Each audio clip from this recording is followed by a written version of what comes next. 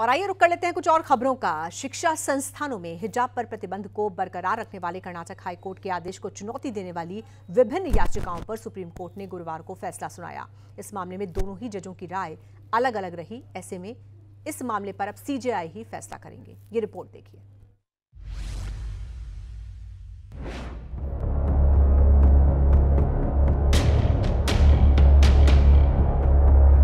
कर्नाटक से उपजा हिजाब विवाद इस उम्मीद के साथ सुप्रीम दरबार पहुंचा था कि इसमें उचित न्याय किया जाएगा, पर न्याय की चौखट पर फैसला दो फाड़ हो गया।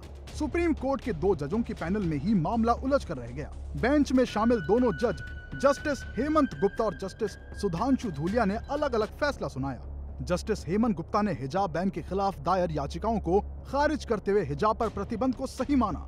वहीं जस्टिस सुधांशु धूलिया ने कर्नाटक हाईकोर्ट के बैन जारी रखने के आदेश को रद्द कर दिया।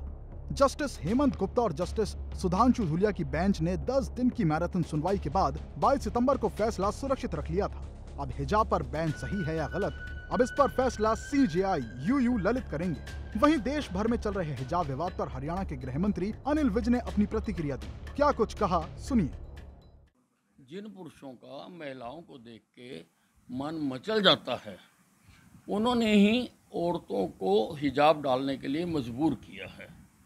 गलती तो पुरुष की है। पुरुष को अपना मन मजबूत रखना चाहिए, लेकिन अपना मन मजबूत न रख कर औरत को सिर से लेके पाँव तक ढक दिया। तो मेरा तो यही कहना है कि आदमियों को, पुरुषों को अपने मन को मजबूत करना चाहिए। हिजाब विवाद जनवरी के शुरुआत में कर्नाटक के उडुपी के एक सरकारी कॉलेज से शुरू हुआ था, जहां मुस्लिम लड़कियों को हिजाब पहनकर आने से रोका गया था। स्कूल मैनेजमेंट ने इसे यूनिफॉर्म कोड के खिलाफ बताया था, जिसके बाद दूसरे शहरों में भी धीरे धीरे इस विवाद में सियासी रंग चढ़ गया। ब्यूरो रिपोर्ट, सूर्या समाचार।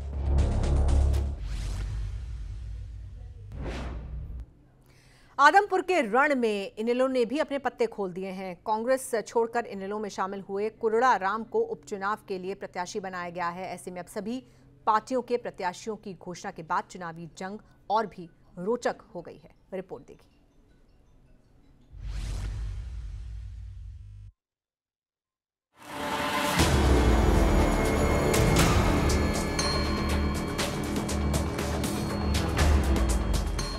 आदमपुर उपचुनाव का रण हर दिन रोचक होता जा रहा है। बड़े बड़े सियासतदानों की नजर इस चुनाव पर है। ऐसे में हर पार्टी मजबूती के साथ अपने प्रत्याशी को उतारकर जीत का दावा कर रहे हैं। इस कड़ी कांग्रेस का दामन छोड़ इनेलो में शामिल हुए कुरडाराम को घंटे भर के भीतर इनेलो ने अपना प्रत्याशी घोषित कर दिया, जिसकी जानकारी इनेलो के प्रधान महासचिव अभय सिंह चौटाला ने प्रेस कॉन्फ्रेंस कर दी कि हम अपनी पार्टी की तरफ से जहां आज इनको पार्टी में शामिल कर रहे हैं, वहीं कल इनका नॉमिनेशन चौधरी ओम प्रकाश चौटाला जी 11 बजे आपके मिनी सेक्रेटरीट में नॉमिनेशन फाइल करवाने के लिए आएंगे और हम अपनी पार्टी को। वहीं कांग्रेस की तरफ से उतारे गए उम्मीदवार पर तंज कसते हुए अभय चौटाला ने भूपेंद्र सिंह हुड्डा को बीजेपी का एजेंट तक कह डाला। तो वहीं इनेलो की तरफ से उतारे गए प्रत्याशी को लेकर भूपेंद्र सिंह हुड्डा ने कहा, जिस पार्टी के पास अपना प्रत्याशी ही नहीं, उस पार्टी से क्या उम्मीद रखी जाए। हम पूछेंगे कि कांग्रेस के पास कोई स्थानीय व्यक्ति नहीं था जिसको टिकट दिया जा सकता, बाहर से किसी व्यक्ति को उम्मीदवार बना करके भारतीय जनता पार्टी की कैसे मदद हो, इसके लिए हुड्डा ने जयप्रकाश को टिकट दिया है। अब देखिए, जिस पार्टी के पास अपना उम्मीदवार ही नहीं है, उस पार्टी से क्या उम्मीद है। इसी कड़ी में इनेलो की तरफ से प्रत्याशी घोषित होने के बाद कुरडाराम ने कांग्रेस पर तंज कसते हुए उसे भी बीजेपी जैसी पार्टी करार दिया। जोई बदनलाल के नाम से जोई बदनलाल जब थे, मेरा नीतियों उसकी नीतियों से कभी भी मैं सहमत नहीं था, इस करके दूसरों ने, लेकिन हो सकता है मेरे एरिया का विकास न किया, आदमपुर के उस साइड का उसमें विकास था। उसके बाद कुलदीप बिश्नोई उसी के नाम से बार बार जीतता था। उसकी जीत का कारण होता था कांग्रेस पार्टी। कांग्रेस पार्टी भी आज बीजेपी की तरह मल्टीनेशनल व्यक्तियों ने घेर चुकी है। उद्योगपतियों से इसका नाता रह गया, जनता से इसका कोई सरोकार नहीं। आम आदमी, मजदूर, किसान आदमपुर के अखाड़े में सभी पार्टियों के दिग्गज उतर चुके हैं। गठबंधन की तरफ से भव्य बिश्नोई, कांग्रेस की तरफ से जयप्रकाश, इनेलो की तरफ से कुलडाराम। ऐसे में हर पार्टी की साख यहाँ दांव पर लगी है। अब 3 नवंबर को दिग्गजों की किस्मत ईवीएम में कैद होगी और 6 नवंबर को नतीजों से साफ होगा कि किसे जनता ने आदमपुर का किंग बनाया। हिसार से संदीप सैनी, सूर्य समाचार।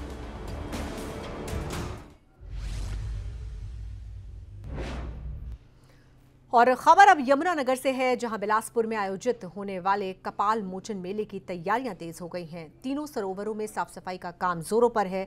ऐसी संभावना जताई जा रही है कि इस बार करीब 10 लाख श्रद्धालु मेले में पहुंचेंगे।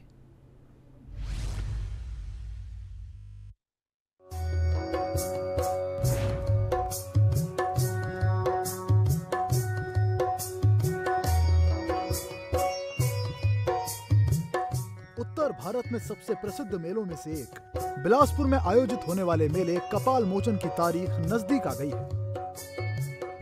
4 नवंबर से शुरू होने वाला ये मेला 8 नवंबर को कार्तिक पूर्णिमा तक चलेगा, जिसे लेकर अभी से तैयारियां जोर पकड़ रही हैं।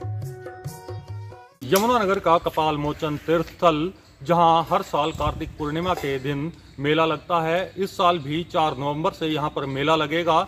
और यहाँ पर जो है हर साल देश विदेश से लाखों श्रद्धालु यहाँ पर स्नान करने पहुँचते हैं। कपाल मोचन में 3 जो है सरोवर हैं, ऋण मोचन, कपाल मोचन और सूर्य कुंड। यहाँ पर आप देख सकते हैं इस समय जो है साफ सफाई, पुताई और जो है रिपेयरिंग का काम चल रहा है। आप देख सकते हैं किस तरह से इस बार जो है मेले को स्पेशल बनाने के लिए प्रशासन ने पहले से ही तैयारियां कर दी हैं। एक अनुमान के मुताबिक इस मेले में करीब 10 लाख श्रद्धालुओं के आने की संभावना है, जिसे लेकर प्रशासन की मुस्तैदी अब दिखने लगी है। इस बार कपाल मोचन मेला 2022 का आयोजन 4 से 8 नवंबर 2022 को किया जा रहा है। माननीय उपायुक्त महोदय के दिशा निर्देशों और मार्गदर्शन अनुसार हमने तीनों सरोवरों में और तीनों सरोवरों के आसपास सफाई का कार्य आरंभ कर दिया है। सफाई, रंग रोगन और रिपेयर का कार्य 15 अक्टूबर तक हमने पूरा करने का निर्णय लिया है और उसी अनुसार समय सीमा के अंदर ही हमारी तैयारियां शुरू हो गई हैं और समय सीमा के अंदर ही हम तैयारियों को पूरा करने का हमने निश्चय किया है। आपको बता दें कि कपाल मोचन हिंदुओं और सिखों दोनों के लिए धार्मिक महत्व रखता है। इस स्थान का जिक्र महाभारत और पुराणों में भी कई जगहों पर होता है। कपाल मोचन को तीनों पौराणिक संसारों में प्रसिद्ध माना जाता है। यहाँ पे जो संस्कृत के समय का तीर्थ है ये, शिवजी महाराज भी आए हैं। उसके बाद जब द्वापर आया, द्वापर कृष्ण मुरार, जब द्वापर में कृष्ण मुरार इस धरती पे है, जरासंध भी है, यहाँ से उसका किला है। और माता कुंती ने जब राधा ना करी देवताओं की 6 देवताओं पर जिससे चाहे वो पुत्र प्राप्ति कर सकती है।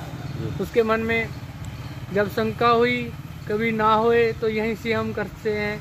यहाँ उसने कुछ आराधना की, यहाँ कुंड था, स्नान करने के बाद जब सूर्यादेव की आराधना की तो कर्ण यहाँ पे पैदा हुआ।